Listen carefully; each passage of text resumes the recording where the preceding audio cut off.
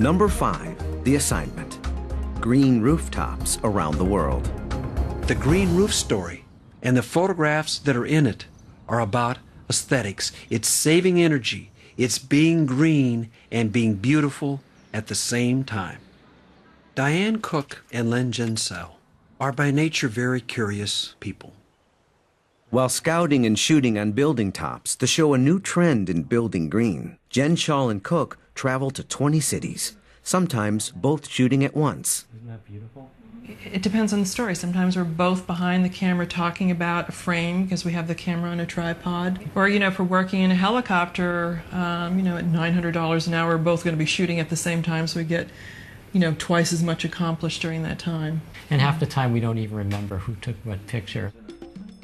The top 10 photo of a green roof may look like a simple shot, but it isn't easy to get. Well, when people, look at a finished picture, they never really know how much work went into it because everybody thinks, all you have to do is push a button. We climbed so many precarious ladders to get up to these roofs that with, photo equipment and backpacks dangling from us. Definitely not an assignment for somebody who's suffering from vertigo. Absolutely. Genshaw and Cook spend 2 days searching for the best angle to shoot Chicago's City Hall roof garden. They decide on the 25th floor of an adjacent building. The sky was getting really, really black in the distance, and we knew that we could set up and wait for that magic moment we were waiting for at dusk, and then we wouldn't be able to shoot it. The threatening storm is not their only challenge. We made a decision to shoot through the office window. It's almost a photographic tableau where you never ever want to shoot through a window. And we had no choice, We brought our own black tape and our own black cloth, and we covered everything in the office as dusk fell and tried to get rid of all the reflections. And we went from dusk to almost nighttime, and then the skies opened up and we couldn't even get back to our hotel, which is only 3 blocks away. It was raining so hard. So we were very lucky. There's a lot of luck and serendipity in all of this.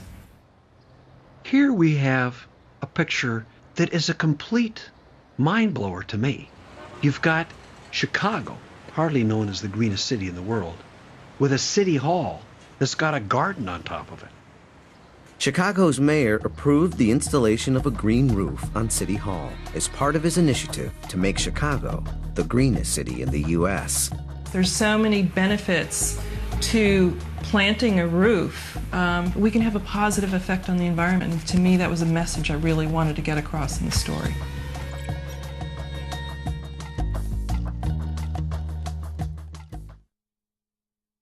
Number 4, The Assignment.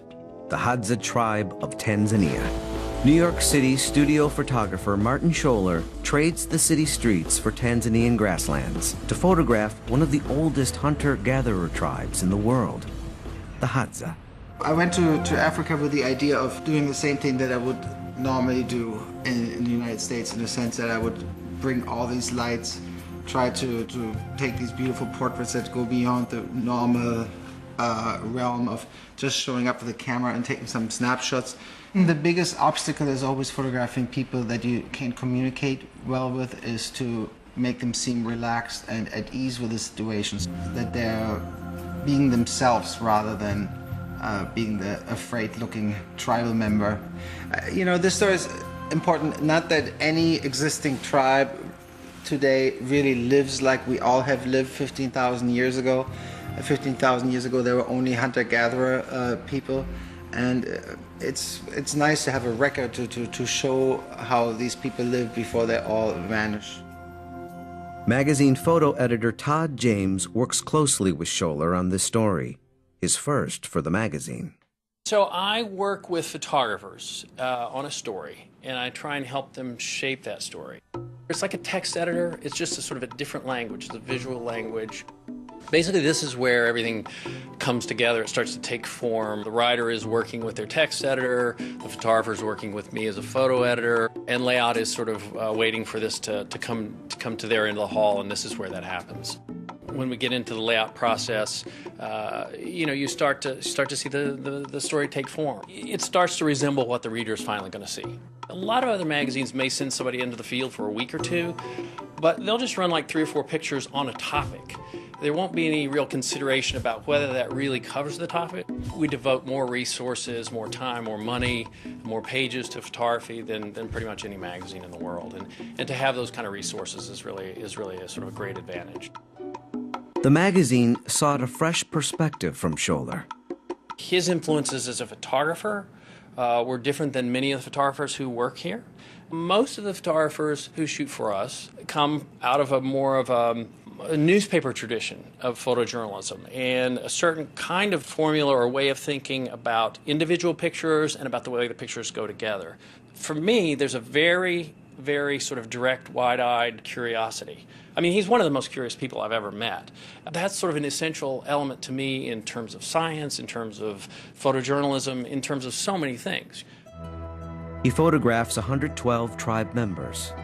The young boy Niga, in particular, attracts Chris John's attention.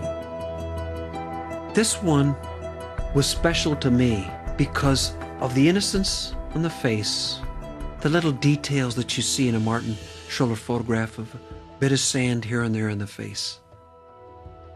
I like the portrait because he has this pride in his eyes. He looks kind of strong. He was kind of my favorite kid because he wasn't as playful. He was more standoffish, and he seemed a little bit smarter, a little bit more investigative. I wanted to make these portraits that feel a little bit more personal, more intimate, to capture an intimate moment where the people is rather being themselves and laughing. So I like a lot of the pictures I've taken of these people that have a different energy to them, where they're just having a good time dancing or talking to each other, being in a good mood. That shows that they're just like us.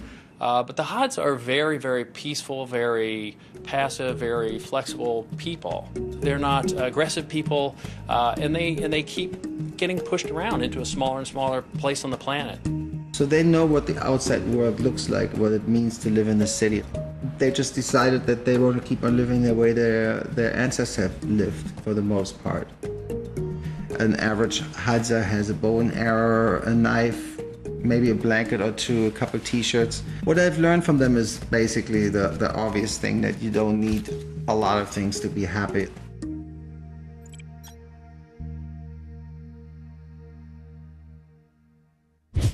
Once the photographers come back, I get to participate in probably the most rewarding part of my job. I get to see the photographs. We go into a room, and then the lights go down, and we're transported to that place, those people, those experiences that photographer had.